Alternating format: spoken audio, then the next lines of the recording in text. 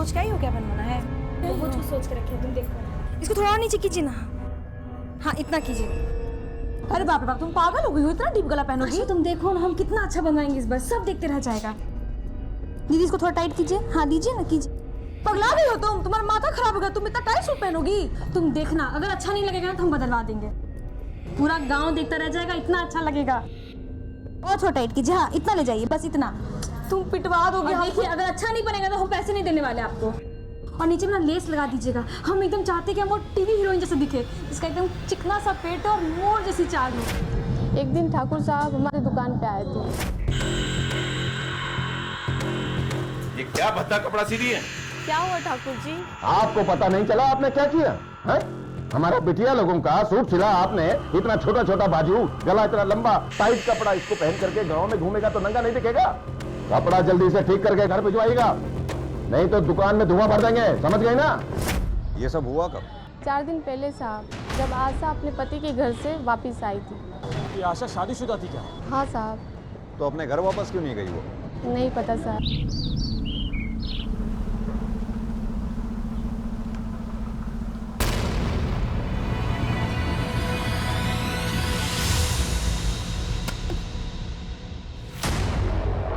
अरे ये तो ठाकुर साहब की बिटिया है। अरे ए रामू, अरे बंसी, अरे देखो ठाकुर साहब का बिटिया देखो। अरे ठाकुर साहब को बुला, पागल। अरे जा, ए भैया ठाकुर साहब को बुला के ला, जा। अरे क्या हुआ रे? हाँ? अरे क्या हुआ रे?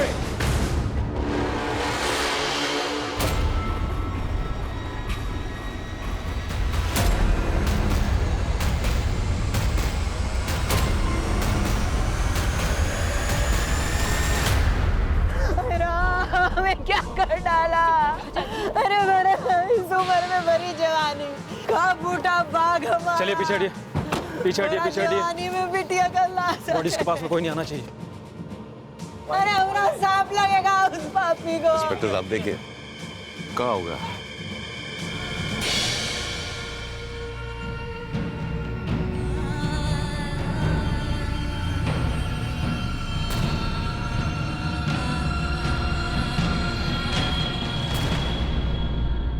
हे राम जी, ये दिन देखने के लिए पैदा किए थे हमको। जवान बिटिया का लाश देखने मिल रहा है। पीछे हटाओ। आप पीछे हट जाइए, बॉडी को हाथ मत लगाइए। इन्हें पीछे कीजिए। अरे हमारा शराब लगेगा उस पापी को। पीछे कीजिए, पीछे कीजिए। ये आप ही की बेटी है? जी, ये हमारा भाभी हैं। ये दीपा इनका बिटिया है और ये आशा हमरा। आप सब लोग साथ में ही रहते हैं? जी ये कुर्सी को पहचानते हैं आप? जी, हमारे घर का जो पीछे वाला आंगन है उसमें पड़ा रहता है। अरे साड़ियाँ हमरी है, कल ही धो के सुखाए थे पीछे।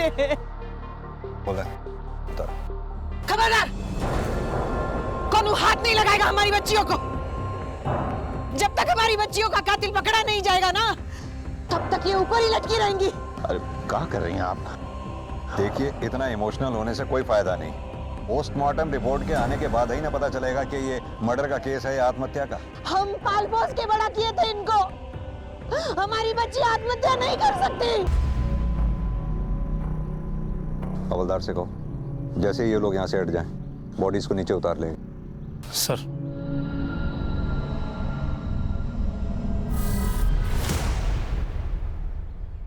बिहार के सीतापुर गांव में 2 लड़कियों की लाशें एक पेड़ से लटकी हुई मिलती हैं। ये एक सुसाइड केस भी हो सकता था और एक मर्डर केस भी, लेकिन दोनों ही सूरतों में ये बहुत चौंका देने वाला एक डरावना सच था। आज की ये कहानी बच्चों और उनके माता पिता सभी के लिए बहुत ही महत्वपूर्ण है, क्योंकि गांव हो या शहर, इस तरह की घटनाएं दिन पर दिन बढ़ती चली जा रही हैं। इसके लिए हम सबको मिलकर इन वारदातों पर रोक लगानी होगी और खासकर माता पिताओं को इसमें खास भूमिका निभानी होगी। आइए देखते हैं हमारा आज का ये केस।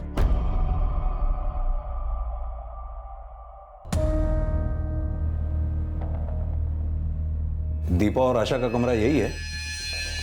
जी। कोई नोट या मैसेज नहीं छोड़ा उन्होंने? नहीं जी। ये हमारी पत्नी है और वो हमारा बेटा विनोद। आप लोगों ने आखिरी बार दीपा और आशा को कब देखा? कल रात खाना खाने के बाद 10:30 बजे के करीब। सर इनके घर में पीछे की तरफ भी एक दरवाजा है।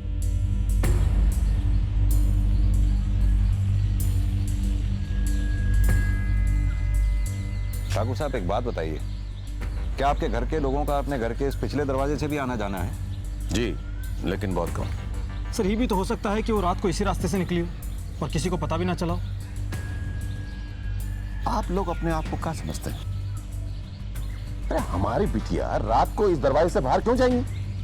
देखिए ठाकुर साहब, मैं समझाता हूँ आपको। आप लोगों के बेडरूम घर के आगे की तरफ है और आपके घर का ये पिछला दरवाजा आपके बेडरूम से इतनी दूर है कि अगर कोई आपके घर का सदस्य चुपके से बाहर आना या जाना चाहे तो इस दरवाजे का इस्तेमाल कर सकता है। और यह भी हो सकता है कि दीपा और आशा इस दरवाजे से चुपके से बाहर गई हो कि उसका कोई जानकार इस दरवाजे से अंदर आया हो और उन्हें बाहर ले गया हो। इंस्पेक्टर साहब, इस गांव के मुखिया हैं हम। किसी का मजाल नहीं है हमारे घर की तरफ देख भी ले। आप तो आने जाने का बात कर रहे हैं। तो हो सकता है उन दोनों ने खुद अपनी जान ली हो, कोई टेंशन थी उन्हें। इंस्पेक्टर साहब, हमारे घर में सब कुछ नॉर्मल रहता है। और रही बात घर संभालने की, तो बहुत अच्छे तरीके से आता है हमें। इस हादसे को देखकर तो नहीं लगता ऐसा। खैर, उन दोनों को किसी तरह की कोई टेंशन थी या किसी से उनका लड़ाई झगड़ा हुआ हो, या फिर ठाकुर साहब आपकी किसी से कोई दुश्मनी हो? साहब पानी। कह रहे कोनो काम वक्त पर नहीं करता है। पानी नीचे रख। मुर्गा बने आप। साहब मुर्गा बन, रख पानी नीचे।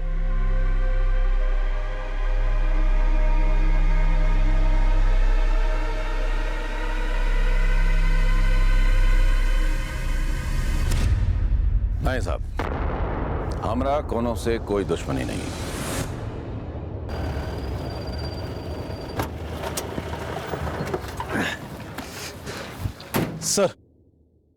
सर ये माया देवी तो अपनी जगह से हिलने का नाम ही नहीं ले रही है। हरदोई थाने फोन करके लेडी कांस्टेबल का स्टेटस मालूम किया, क्योंकि बिना लेडी कांस्टेबल के हम बॉडीज को नीचे नहीं उतार पाएंगे। Right sir. योगेश, ये क्राइम सीन की फोटोग्राफ देखकर ऐसा लगता नहीं कि इन दोनों लड़कियों ने फांसी खुद लगाई होगी। वो कैसे सर? इस पिक को ध्यान से देखो। दोनों के गले में जैसे फांसी लगी हुई है और फंदे पे जो गांठ लगी हुई है, खुद फांसी लगाने वाला इस तरह की गांठ लगा ही नहीं सकता। मतलब ये था, खुद फांसी लगाने वाला पहले रस्सी के एक सिरे को अपना एक हाथ में पकड़ेगा, दूसरे हाथ से वो इस तरह से पेड़ पे डालने की कोशिश करेगा।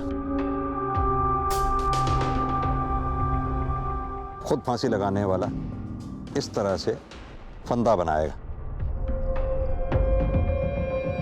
ये अब कुर्सी इधर रखो, यहां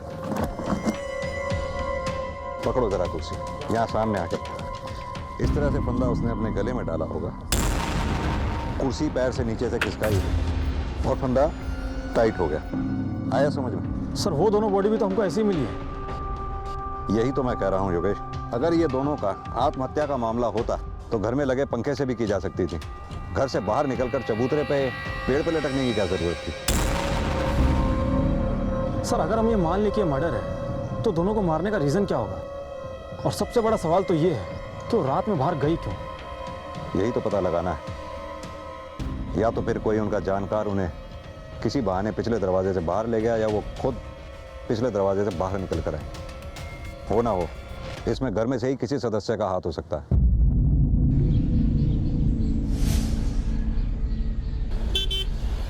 ब्रिजेश जी का परिवार का गांव में बहुत इज्जत है साहब। किसी से कोई लड़ाई झगड़ा भी नहीं, पता नहीं कहाँ हो गया। अच्छा एक बात बतलाइए, ये ब्रजेश जी की बेटियां कैसी थी? साहब, दो लड़कियां तो बहुत अच्छी थी और उनका कोई दोस्त सहेली भी नहीं था, और दोनों वैसे भी घर से ज्यादा बाहर निकलती कहाँ थी। ठीक है सर हरदोई पुलिस स्टेशन में एक ही फीमेल कांस्टेबल है और वो भी छुट्टी पर गई है। उनसे बोलो जैसे ही वो छुट्टी से वापस आए हमें इन्फॉर्म करें। सर ये ब्रिजेश के परिवार का भी समझ में नहीं आ रहा, सारा गांव उसके बारे में तारीफ कर रहा है। अब या तो ब्रिजेश बहुत अच्छा है या फिर उसका गांव उससे डरता है। सर फिर ऐसे में आशा और दीपा के बारे में हमसे कौन बात करेगा? कोई तो होगा जो दीपा और आशा से बात करता होगा।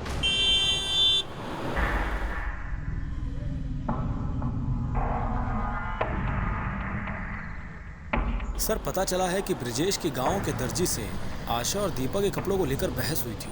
हाँ, वो दोनों यहाँ आती थी साहब। क्या है ना, हम ही एक लेडीज टेलर है पूरे गांव में, तो किसी को भी कपड़ा सिलवाना होता है तो हमारे पास ही आती है। ये दीपा और आशा को तो आप जानती ही होंगी, दोनों बातचीत करने में कैसी थी? तो सोच क्या ही हो क्या बनवाना है? वो जो सोच के रखे तुम देखो। इसको थोड़ा और नीचे कीजिए ना।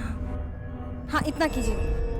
अरे बाप रे बाप, तुम पागल हो गई हो, इतना डीप गला पहनोगी? तुम देखो ना, हम कितना अच्छा बनवाएंगे इस बार, सब देखते रह जाएगा।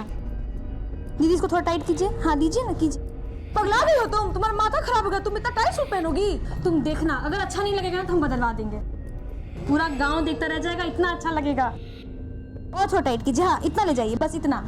तुम पिटवा दोगे। देखिए, अगर अच्छा नहीं बनेगा तो हम पैसे नहीं देने वाले आपको। और नीचे में ना लेस लगा दीजिएगा। हम एकदम चाहते हैं कि हम वो टीवी हीरोइन जैसे दिखे, इसका एकदम चिकना सा पेट और मोर जैसी चाल हो। एक दिन ठाकुर साहब हमारे दुकान पे आए थे। ये क्या भद्दा कपड़ा सी है? क्या हुआ ठाकुर जी? आपको पता नहीं चला आपने क्या किया है? हमारा बिटिया लोगों का सूट सिला आपने, इतना छोटा छोटा बाजू, गला इतना लंबा, टाइट कपड़ा, इसको पहन करके गांव में घूमेगा तो नंगा नहीं दिखेगा। कपड़ा जल्दी से ठीक करके घर भिजवाइएगा, नहीं तो दुकान में धुआं भर देंगे, समझ गए ना? ये सब हुआ कब? 4 दिन पहले साहब, जब आशा अपने पति के घर से वापस आई थी। ये आशा शादीशुदा थी क्या? हाँ साहब। तो अपने घर वापस क्यों नहीं गई वो? नहीं पता साहब। कमाल करते इंस्पेक्टर साहब आप। अरे हमारी बिटिया थी, वो कुछ भी पहने, किसी को क्या लेना देना? अरे चुप हो जाइए ना आप लोगों ने हमें पहले क्यों नहीं बताया कि आशा की शादी हो चुकी है? इसमें बताने वाली कौन सी बात थी? सब लोग जानते थे कि वो कुछ दिनों के लिए मायके आई थी। तो फिर आशा के ससुराल से कोई दिखाई क्यों नहीं दिया? आशा का पति कहां पर है? इंस्पेक्टर साहब, अगर आपको जांच ही करना है ना तो बाहर जाके कीजिए ना, कातिल तो आपको बाहर मिलेगा। आप बार बार जैसे घर में घटना घटा है वहीं आ जाते हैं। आप लोगों का कुछ काम है नहीं, बस यही रह गया। करे किसने मंगाया पानी? वो साहब हम जाते हैं। और देखिए इंस्पेक्टर साहब, अगर आपसे ये मामला नहीं संभलता हो तो हमें बता दीजिए, हम कुछ इंतजाम कर लेंगे। देखिए साहब, हमारा परिवार ऐसा ही बहुत मुश्किल से गुजर रहा है। वो देखने में ऊपर से सख्त जरूर है, लेकिन अंदर से बहुत दुखी है। बहुत प्यार करते थे अपनी बिटिया से। आप यही जानना चाहते हैं ना कि उस दिन दर्जी के यहाँ से कपड़ा आया तो क्या हुआ? ए छोड़ ना दीपा, सुन ना, आशा बात करने दे। अम्मा, ये क्या करवा दिए आप हमारा कपड़ा का? हाँ, हम ऐसा कपड़ा पहनेंगे? ये ढीला ढाला एकदम झोला माफिक। हाँ अम्मा, हम कुछ पूछ रहे हैं आपसे। क्या झोला ही सा? झोले से कपड़ा है, 1 नंबर कपड़ा है। गांव की जितनी लड़कियों को देखो सब ऐसे ही कपड़ा पहनती है, और तुम दोनों पे कपड़ा बहुत जचेगा, बहुत। समझी? यही कपड़ा तुम लोग को पहनना है। तुम पहनो ये कपड़ा, समझे? चलो आशा। देख रही हो अम्मा, दिन पर दिन लोगों का नौटंकी बढ़ते चल जा रहा है। ये नहीं पहनेंगे, वो पहनेंगे। अरे बाप रे बाप! ए दीपा, क्या कर दी? तुम सच में कपड़ा जला दिया। अम्मा को पता लगेगा ना तो तुमको पता नहीं है क्या कर देगी। अब हम इनकी मनमानी नहीं चलने देंगे, हम वही करेंगे जो हमारा मन करता है। क्या हो रहा है ये सब? अरे बोलते क्या नहीं? कपड़ा जला रहे हैं जो आप बिगाड़ के लेकर आए थे।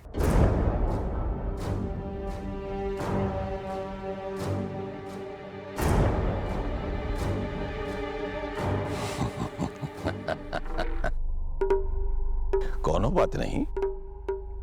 अरे ठाकरों की बिटिया है तो खून तो बाल मारेगा ही ना। तुम दोनों दूसरा कपड़ा बनवा लेना, बढ़िया आशा। हाँ, पर पहले जैसा नहीं। हाँ, बस यही सब था हमारे बीच। दीपा की भी शादी हो चुकी थी क्या? हाँ, वो दीपा के लिए भी लड़का देख रहे थे, लेकिन आशा की शादी पहले तय हो गई तो पहले कर दी। और ये आशा की ससुराल कहां पर है? बलियापुर। सुनील आप ही हैं? हाँ सर। सुनील, हमें आपकी बीवी आशा के बारे में आपसे कुछ बातें करनी है। आशा क्या हो सर? क्यों, आपको नहीं पता? आपकी बीवी आशा अब नहीं रही। क्या?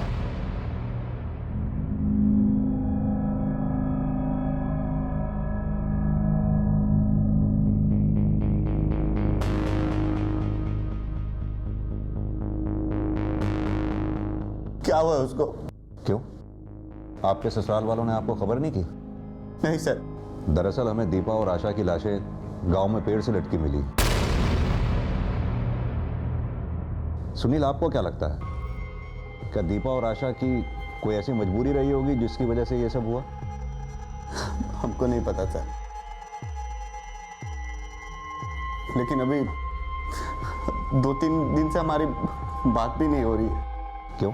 अब क्या बताएं सर, जब से ब्याह के आई थी ना, सारा घर सर पे उठा रखा था। जब देखो हमसे और हमारे बेटे से लड़ती ही रहती थी। गरम गरम पूरी, छोला का साथ पूरी बहुत अच्छा लगता है। और हमारी बड़ी अम्मा तो एक नंबर छोला बनाती हैं। उसको धीमा धीमा आंच में पकाएगा ना तो बहुत अच्छा बनता है, हबर दबर करेगा ना तो एकदम सब गड़बड़ हो जाता है। हाँ। अरे हाँ हाँ, सिर्फ तुम्हारी बड़ी माँ ही तो छोले बनाती है, हमें थोड़ी कुछ करना आता है। अरे हमें और भी काम होते हैं, समझी तुम, ऑफिस भी जाना होता है। जब देखो बड़ी माँ बड़ी माँ बड़ी माँ। माँ जी आप ना हमारी बड़ी अम्मा के बारे में कुछ मत कहिए। हम तीनों भाई बहन को ना अकेले पाला है उन्होंने, और ये ना कोई आसान काम नहीं होता है। अरे तुम्हारी बड़ी माँ ने तुम तीनों भाई बहनों को पाला है तो हमने भी पाला है। मैंने भी बेटा जना है, उसे पाला है, जिसके बलबूते पे तुम ऐश कर रही हो, समझी? देखिए अम्मा जी आप ना, इसलिए हम फैसला कर लिए थे सर, इस बार कुछ हो जाए हम उसको लाने नहीं जाएंगे। लेकिन एक दिन ब्रजेश जी फिर ऑफिस पर आ गए। बार बार तुम्हारा वकील बन करके तुम्हारा झगड़ा नहीं छुटा सकते। अरे तुम्हारा बीवी है, तुम सवाल हो ना। बाबूजी बात तो ये है कि आपकी बेटी को बड़ों से बात करने की तमीज तक नहीं। बहुत अच्छा शिक्षा दिया है हमने अपनी बिटिया को। अरे तुम्हारी मर्दानगी में कमी अपने साथ रखने में उसको बात करता है। ये कब की बात है? 2-3 दिन पहले की बात है सर। सुनील, हमें लग रहा है कि दीपा और आशा की हत्या में कहीं ब्रजेश जी के परिवार में से ही तो किसी का हाथ नहीं है। आपको किसी पे शक है? नहीं सर, लेकिन पूरा गांव वाला जानता है सर कि घर में सबसे गुस्से वाला कौन है। कौन है? सर हम नाम तो नहीं ले सकते, आप पूछिए अगल बगल जाकर, आपको पता चल जाएगा। सर आपका शक हमें सही लग रहा था, कातिल ब्रिजेश की फैमिली में से कोई हो सकता है। सुनील भी तो नाम लेने से घबरा रहा था। हाँ योगेश, लेकिन सिर्फ हमारे सोचने भर से हम ब्रिजेश या उसके परिवार पे इल्जाम नहीं लगा सकते। यह भी तो हो सकता है सुनील ने हमारी हाँ में हाँ मिला दी हो। सर हमको किसी को तो ढूंढना ही होगा जो हमसे ब्रिजेश के परिवार के बारे में खुल के बात करे। एक काम करो, ये दीपा और आशा की कॉल डिटेल्स निकलवाओ, पता करो दोनों बहनें मरने से पहले किस किस से बातें करती थी। सर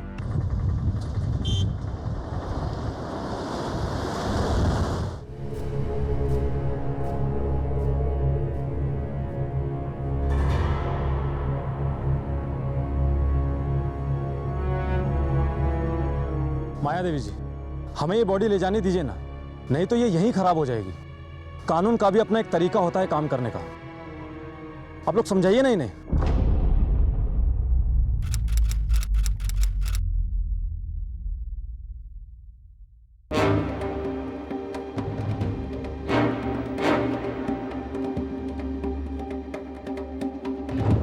माया देवी, अपनी जिद छोड़िए, हमें इन बॉडीज को नीचे उतारने दीजिए। ये एक जघन्य अपराध है, आप समझने की कोशिश कीजिए। इक्के बार कह दिए हैं, जब तक कातिल पकड़ा नहीं जाता तब तक इनका लाश नीचे नहीं उतरेगा। हाँ हाँ नहीं उतरेगा, हम लोग नहीं उतरेगा, नहीं ले जाने देंगे। सुन लिए हैं?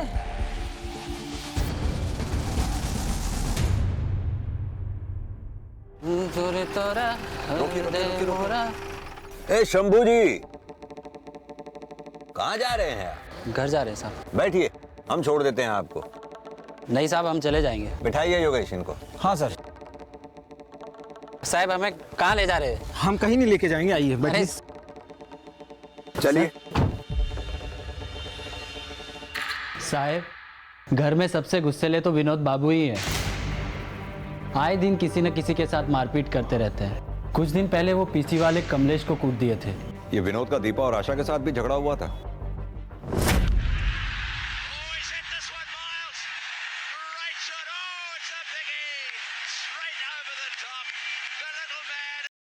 ए मैं रेडियो लेके कहाँ जा रही हो?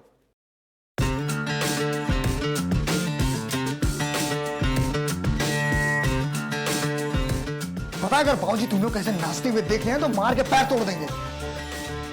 अब बंद करो ये गाना बजाना। काहे तोड़ देंगे वो पैर? हाँ, बाबूजी सारे दिन बैठ के समाचार सुनते रहते हैं। अरे उस पे कोई नाच सकता है क्या? पता है तुम्हारे इन्हीं हरकतों की वजह से तुम्हारा मंगेतर ने तुम्हें छोड़ा होगा। किसी पागल लड़की के साथ कौन आना चाहेगा? बेहुदा, हाँ? तुम्हारा हिम्मत कैसे हुआ दीपा से ऐसे बात करने का? माफी मांगो तुम अभी। हम मांगे माफी? बहुत तेज बन गई हो। अरे छोड़ो हमारा हाथ। तेज बन गई हो। दोबारा ना इसको हाथ मत लगाना। तुम दोनों को देख लेंगे हम। बहुत तेज बन गई हो ना।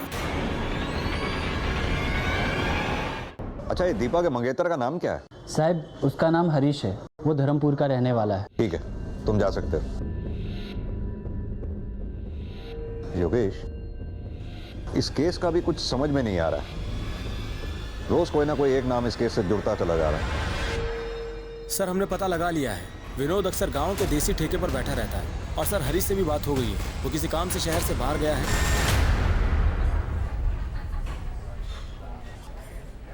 सर, पूरा विनोद।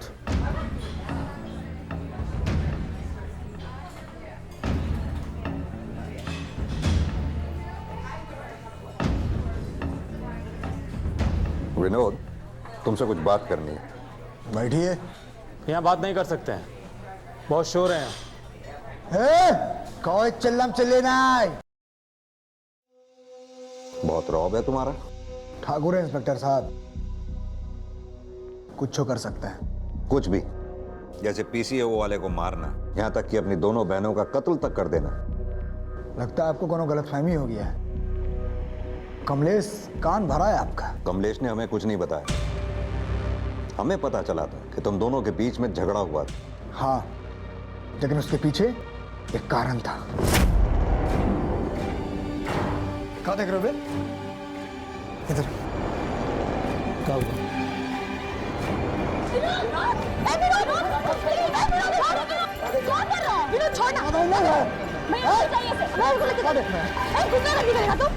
सर, कोनो गलत बात होता है ना तो अजीब लगता है, दिमाग झंझना जाता है, गुस्सा लगता है। पर इतना भी नहीं कि हम अपनी सगी बहन को मार दें। पुलिस के सामने कई उलझने थी। वो चाहते थे कि केस जल्द सुलझ जाए, लेकिन उसके लिए बहुत जरूरी था कि दीपा और आशा की बॉडीज जल्द से जल्द पोस्टमार्टम के लिए भेज दी जाएं, ताकि इस केस में कोई रास्ता मिल सके। लेकिन अपनी बेटियों के गम में न्याय की मांग करती माया देवी ऐसा करने के पक्ष में बिल्कुल नहीं थी। भाभी, अपना जिद छोड़ दीजिए। विधि विधान से इनका क्रियाक्रम हो जाए तो इन अभागनों को अगला जन्म मिले। हम अगला पिछला जन्म कुछ और नहीं जानत हैं। बस इतना जानत हैं कि इस जन्म का इसी जन्म में भुगतना पड़ता है। हमारी बिटिया इसी जन्म में मरी है और इनको इंसाफ भी इसी जन्म में मिलेगा। जब तक इनका खूनी पकड़ा नहीं जाता, हम यहाँ से हिलने वाले नहीं हैं।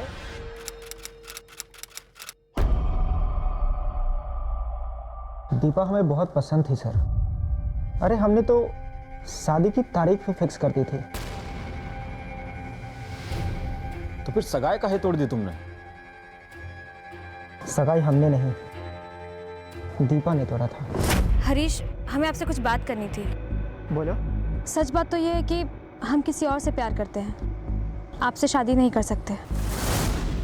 अब लड़की है तो सगाई तोड़ भी नहीं सकते, माँ की बहुत बदनामी हो जाएगी। तो अच्छा यही होगा कि आप ही ये रिश्ता तोड़ दीजिए। आप समझ रहे हैं ना हम लोग क्या कहने का कोशिश कर रहे हैं? तोड़ दीजिए ना सगाई।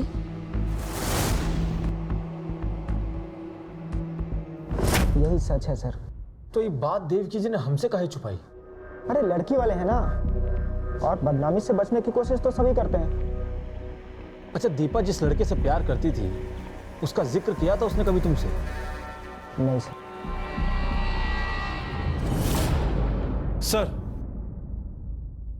सर, दीपा और आशा के कॉल रिकॉर्ड्स में सब कुछ नॉर्मल है। उस रात को 11 बजे उन्हें किसी का फोन नहीं आया था। एक बात और सर, आशा जब अपने ससुराल में थी तो वहां से दीपा को सुनील के मोबाइल से कॉल आते थे हाँ, तो हो सकता है उसे आशा फोन करती हो। और सर कभी कभी तो लेट नाइट पर भी फोन किए गए हैं। बहनें भले कितनी क्लोज क्यों ना हो, लेकिन रोज रात को इतनी क्या बातें होगी करने के लिए। योगेश, ये भी तो हो सकता है कि दीपा को कॉल आशा के ना आकर के आशा के हस्बैंड सुनील के आते हो, और अभी तक हम गलत डायरेक्शन में जा रहे थे। हो सकता है आशा को दीपा और सुनील के बारे में पता चला हो और दीपा और आशा के बीच में इस बात को लेकर झगड़ा हुआ हो। इस झगड़े के दौरान दीपा का खून हो गया हो और दीपा की हत्या को आत्महत्या की शक्ल देने के लिए हो सकता है आशा ने दीपा की लाश को पेड़ तक घसीटा और फिर पेड़ पर लटका दिया। और हो सकता है फिर आशा को अपने किए पे पछतावा हुआ हो, जिसका प्रायश्चित करने के लिए उसने आत्महत्या कर ली। सर सुनील और दीपा के बीच में अगर अफेयर था भी तो मिलते तो जरूर होंगे।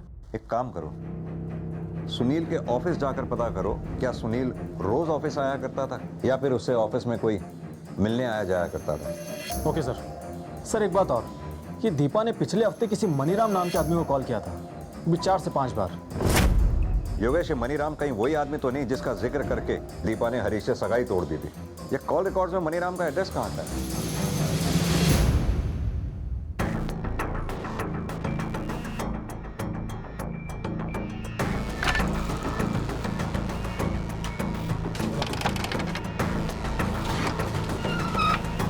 क्या हुआ सर? ये मनीराम कहाँ गया, कुछ मालूम है आपको? नहीं सर, 2 दिन से वो लोग तो दिखे नहीं। कि ब्रिजेश की जो बेटी है दीपा जी, वो कभी मनीराम से मिलने के लिए आई थी क्या? नहीं सर, कभी देखा नहीं। ठीक। सुनील जी, आपकी पत्नी आशा के घर पर होने के बावजूद भी आप देर रात तक दीपा से बात करते थे। सर वो घर वाला फ़ोन हमको ऑफिस से मिला है और आशा उससे घंटों बतियाते रहती थी। आशा, आशा, आशा, अरे मेरी शर्ट कहाँ है यार? मेरी शर्ट कहाँ है? मुझे ऑफिस के लिए लेट हो रही है। अरे वहीं पे रखा है, ले लीजिए। हाँ, बैठे रहो और बतियाते रहो बस। अरे कुछ नहीं, छोड़ो ना, वो शर्ट मांग रहे थे, जाके ले लो। पहले हमको शक हुआ कि उसका कहीं अफेयर है, लेकिन बाद में पता चला कि वो अपनी बहन दीपा से बातें करती थी।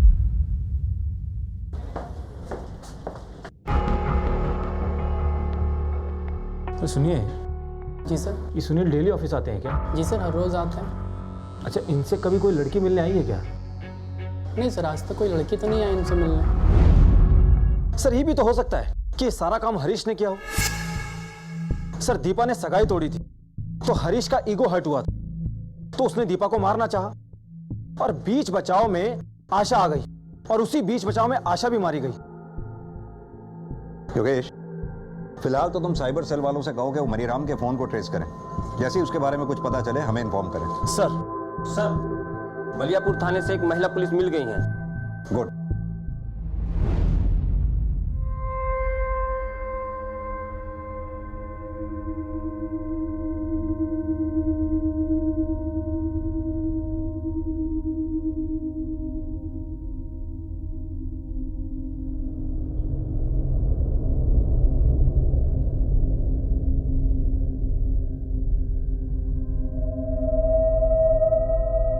योगेश, बॉडीज को पोस्टमार्टम के लिए भेजो। सर।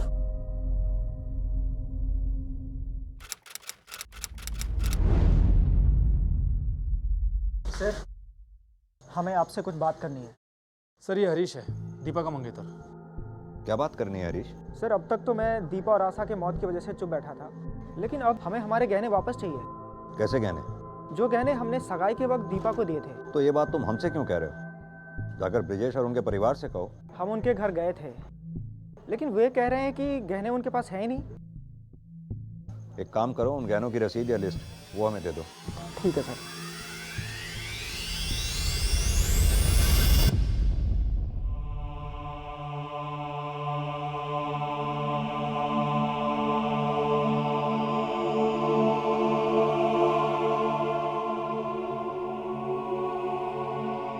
ठाकुर साहब, आप लोगों से कुछ बात करनी है। माया देवी दिखाई नहीं दे रही। वो अपना मायके गई हैं, उनकी तबीयत ठीक नहीं थी। दरअसल हरीश ने कंप्लेंट लिखवाई है। दीपा की सगाई में जो उसने गहने दिए थे आप लोग उन्हें लौटा नहीं रहे। इंस्पेक्टर साहब, हमने हरीश को कितनी दफे समझाया था कि दीपा के पास कोई गहना वहना नहीं था। सर ये हरीश झूठ काहे बोल रहा है हमसे? योगेश, ऐसा भी तो हो सकता है कि दीपा ने ये बात अपनी फैमिली से छुपाई हो। एक काम करो, तुम्हारे पास मोबाइल में उन गहनों की जो तस्वीरें हैं उन्हें आसपास के ज्वेलर्स को दिखाओ। हो सकता है ऐसे गहने उनके पास बिकने के लिए आए हो। सर अच्छा सुनिए, अभी हाल फिलहाल में आपकी दुकान पर कोई कंगन बेचने के लिए आया था क्या? हाँ सर। कंगन दिखा सकते हैं? हाँ जरूर।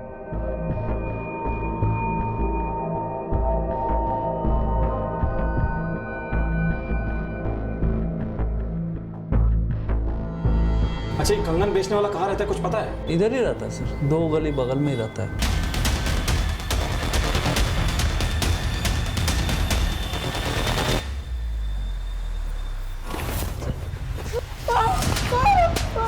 तुमको तो हम थाने में कंगन पहनाएंगे। चल बोल।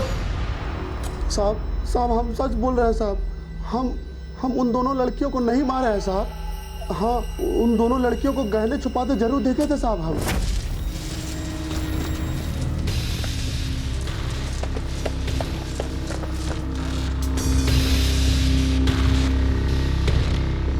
उसके बाद हम चुरा ले आए थे साहब। साहब हम झूठ नहीं बोल रहे हैं साहब। सर दीपा और आशा की पोस्टमार्टम रिपोर्ट आ गई है। सर रिपोर्ट के हिसाब से आशा की मौत दीपा की मौत से आधे घंटे पहले ही हो गई थी। यानी अभी तक हमारी थ्योरी किसी और ट्रैक पे चल रही थी। और सर सबसे चौंकाने वाली बात तो ये है कि दीपा और आशा की मौत फांसी लगने से हुई नहीं। दीपा को गला घोंट कर मारा गया है और आशा के सर पर चोट लगी, जिसके कारण इंटरनल ब्लीडिंग होने की वजह से उसकी मौत हो गई। एक बात और सर, आशा की एड़ियों में गहरे खरोंच के निशान भी थे। ऐसा लगता है कि उसको घसीटा गया हो। योगेश, ये भी तो हो सकता है कि आशा ने जूते या चप्पल पहन रखे हो जो उसे घसीट के ले जाते समय पांव से निकल गए हो। अपने 2-3 कांस्टेबल को क्राइम सीन पर साथ लेके जाओ, अच्छी तरह से छानबीन करो।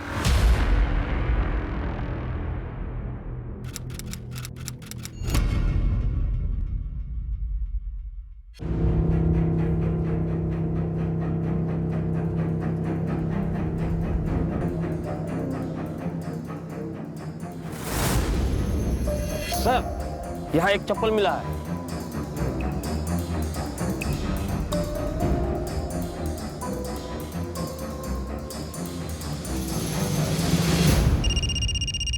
हाँ योगेश बोलो।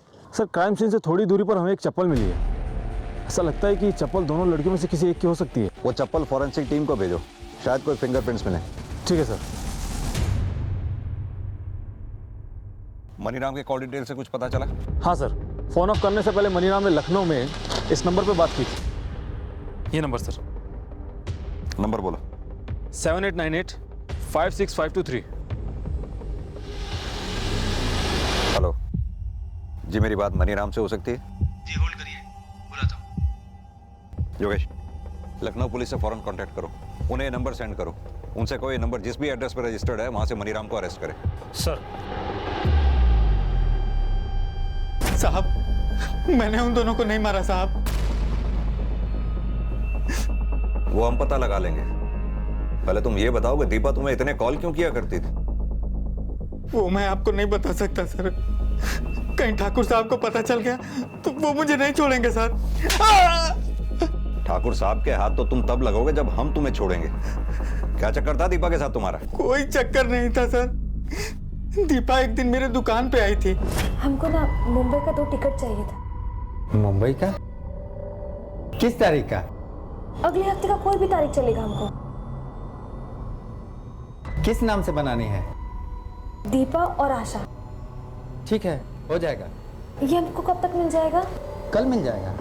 दीपा ने टिकट की टाइम और डेट कंफर्म करने के लिए मुझे 3-4 बार कॉल किया था और जब टिकट बन गया तो मैं उसे देने ठाकुर साहब के घर गया था। बड़ी मालकिन, बड़ी मालकिन। कहाँ है? ये टिकट है। टिकट है? किसका? आशा और दीपा का। दीपा और आशा का? कहाँ का? बम्बई का। दीपा और आशा बम्बई जाएंगी? मार कह रही हैं? बुढ़वा खोका, कपाल में भूसा भरे हो। ये सब करने से पहले हमसे पूछ नहीं सकते थे? अरे तो उन्होंने बोला तो मैंने करा दिए। अब करा दिए तो करा दिए। सुनो, ये बात किसी से नहीं बोलिएगा, समझ गए? अब जाइए यहाँ से। ठीक है। जब आशा और दीपा की लाशें मैंने पेड़ से लटकी हुई देखी तो मैं समझ गया कि ये भागने की प्लानिंग कर रही थी, तो इनके घर वालों ने इन्हें मार डाला।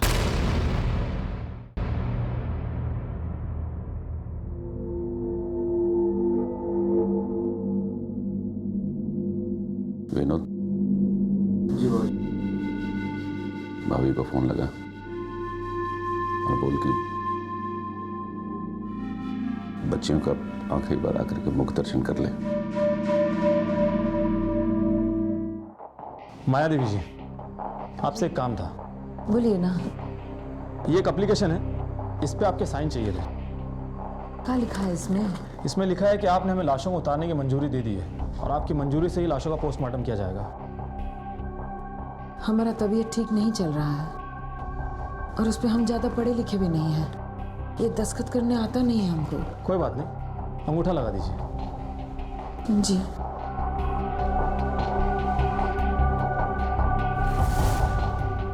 ठीक है, धन्यवाद।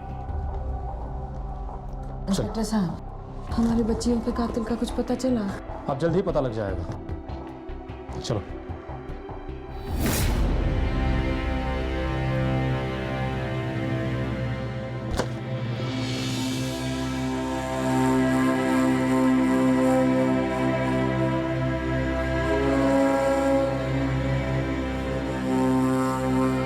बड़ी माँ की तबीयत अभी तक ठीक नहीं हुई है। उनके बड़े भाई ने अभी फ़ोन पे बताया मुझे, और ये भी कहा है कि डॉक्टरों ने उन्हें और आराम करने को कहा है। कोई निदान शुरू कर देना चाहिए।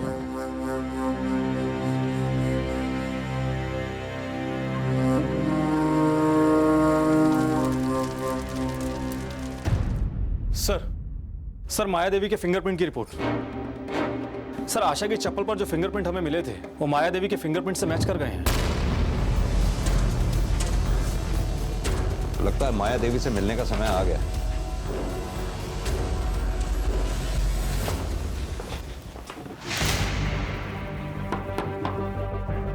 इंस्पेक्टर साहब, आप यहाँ? हमारी बच्चियों के कातिल का कुछ पता चला क्या? जी, अब कातिल और सबूत दोनों हमारे पास हैं। कौन है कातिल? आप ही बताइए। हम बताएं? चलिए हम बताते हैं। आशा की चप्पल पर पाए गए फिंगरप्रिंट्स आपके फिंगरप्रिंट से मैच कर गए।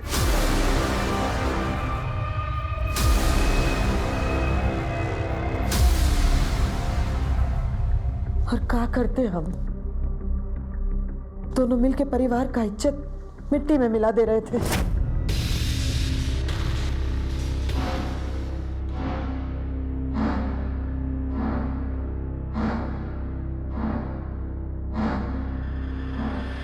इस तरह लड़कियों को नाचना शोभा नहीं देता है। लड़कियों को कंट्रोल में रखो, नहीं तो किसी दिन भाग जाएगी। अरे बहन जी, ये दोनों लड़कियां पगलैट हैं। जब भी मिलती हैं ऐसे ही उल्टी सीधी हरकतें शुरू कर देती हैं। बहन जी, मैं गर्ल्स स्कूल में पढ़ाती हूँ, लड़कियों को अच्छी तरह समझती हूँ। आजकल की लड़कियाँ लड़कों को कम और लड़कियाँ को ज़्यादा पसंद कर रहे हैं। उस दिन के बाद हम उन दोनों पर नजर रखने लगे। दोनों रात रात भर घंटों फोन पर साथ में बतियाते थे। फिर जब हरीश ने सगाई तोड़ दी, हम हरीश से मिलने गए। दीपा ने ही मुझसे कहा था ये सगाई तोड़ने के लिए। दीपा ने कहा कि वो किसी और से प्यार करती है। किससे? अब ये तो आप दीपा और आशा से ही पूछ लीजिए। दीपा और आशा से? और उस रात जब हम पानी पीने उठे तो दोनों आपस में झगड़ रहे थे। दीपा सुनना, हमको ना बड़ी अम्मा ना बहुत समझाई है और हमको ना बड़ी अम्मा का बात सही भी लग रहा है। तुम जाना मुंबई, हम नहीं जाना चाहते। हमको ना नहीं बनना हीरो हीरोइन। हम ना यहीं पे सुनील के साथ रह के ना अपना घर और बसाना चाहते हैं। आशा आशा तुम्हें क्या बोल रहे हैं? हाँ, हम हमारे लिए अपनी सगाई तोड़ दिए, गहना छुपाए ताकि हम दोनों मुंबई में अच्छे से रह सके और हीरोइन बन सके। हम जानते हैं रे, तुम ना बहुत कुछ किया हमारे लिए। तुम जाओ ना मुंबई, हम ना यही रहना चाहते हैं, हमको नहीं जाना। आशा तुम ऐसे कैसे कर सकती? तुम्हारा मतलब ही कैसे हो सकती है आशा? आशा मुझे कुछ नहीं पता, तुमको जाना पड़ेगा हमारे साथ। मस्ती करेगी हमारे साथ। हम नहीं जाएंगे, छोड़ जाना होगा आशा, तुमको जाना होगा।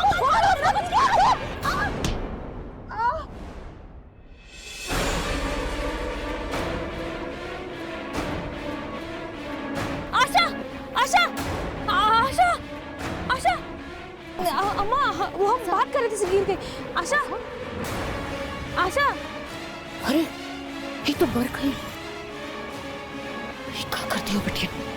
ये तो मर गई है। क्या करें?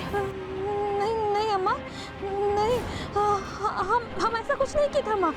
हम तो बस समझा रहे थे उसको। शांत हो जाओ, शांत हो जाओ। करते हम सब ठीक कर देंगे। एक काम करो, 2 साड़ी लेकर आओ हमरी। जा 2 साड़ी लेकर आओ हमरी, और सुनो 1 कुर्सी भी लेकर आओ। हाँ जाओ।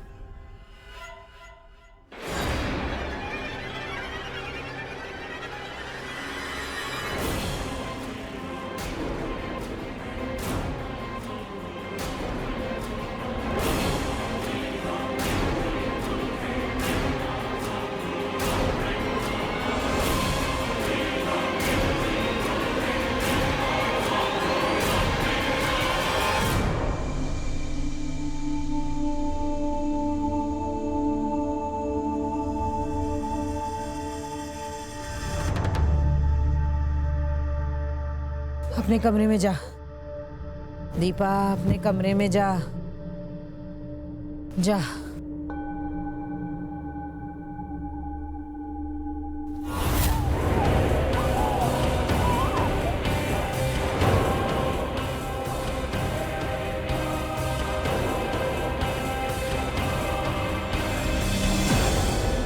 कितना लाड प्यार से पाले थे हम दोनों को, और वो क्या करने चली थी?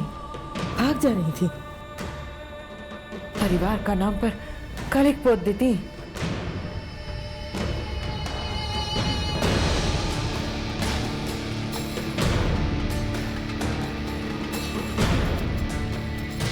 ऐसी नामुराद औलाद का तो यही अंजाम होना था।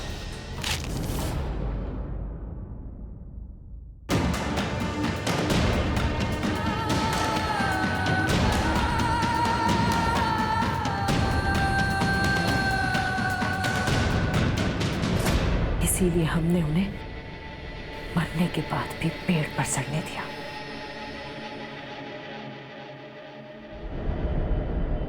हम तो उन्हें अग्नि भी नसीब नहीं होने देना चाहते थे। ऐसी औलादों के साथ ऐसा ही होना चाहिए।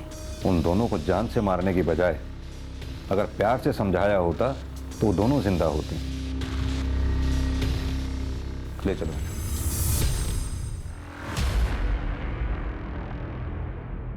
जब परिवार में एक दूसरे से बातें छुपाई जाती हैं, जब उनके बीच का विश्वास खत्म हो जाता है, तो आगे चलकर कहीं ना कहीं उनके बीच में नफरत की एक खाई बन जाती है, जो कभी भी किसी जुर्म या हादसे का कारण बन सकती है। बच्चों और माता पिता का आपस में वक्त बिताना, एक दूसरे की परेशानियों को बांटना, ये बहुत जरूरी है।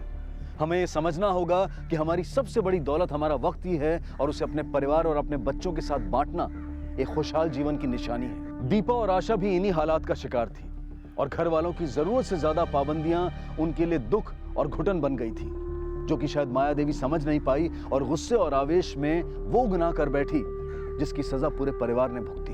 माया देवी को उनके इस जघन्य अपराध के लिए आईपीसी की धारा 302 के तहत आजीवन कारावास की सजा सुनाई गई। अब मैं अनूप सोनी आपसे विदा लेता हूं। फिर मुलाकात होगी अगले एपिसोड में एक और चौंका देने वाले केस के साथ। तब तक अपना और अपने परिवार का ख्याल रखें और देखते रहें क्राइम पेट्रोल डायल 100। सबक एक को सीख हम सबको। जय।